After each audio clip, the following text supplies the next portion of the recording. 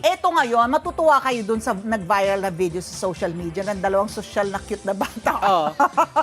Napanood mo to? No. Si Dior at si Diana. Ay, bakit sila trending? First time silang kakain ng chicken feet. Itsura pa lang, di ba? Oh. Walking finger family ka na. Tingnan mo yung mga itsura ng mga bata. Walking finger family. Hindi niya alam kung ano. Kakaibang ulam na paa ng manok. O, sa video nga na binahagi ng kanyang nanay.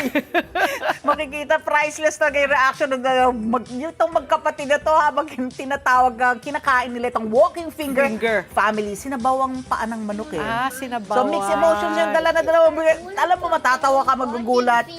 Ayan, pakinggan na lang at panoorin natin. Sinabawan yung dice. This is our ulam today. Is this our Walking ulam? finger family. Walking finger Sinabawan yung paa. Your dice seat, please. Pin right by your bone. Think it's Dana what in my mouth. He's going to walk in my mouth. Dana try it, dice. Oh. What's that? Walking finger. Hindi na lang na paa fingers ang akala nila. Diana, what's Diana. your plan? What's your plan? Kainin mo na. Oh. It's good, right?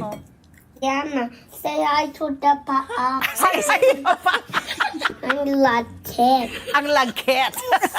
How's the sabaw? It's good po. It's good po. Ay, magalang. Hindi siya makakaget over sa itsura. Ay, ako. Ayan. Ito dalawa na to. Si Dior at si Si Diana. Dior at si Didi. Diana. Oh, okay. Talaga naman. Ayan, Walking finger family.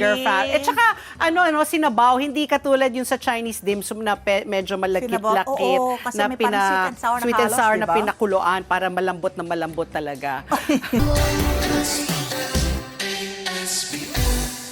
Let's live together. Sunnet 25. Sunnet 25.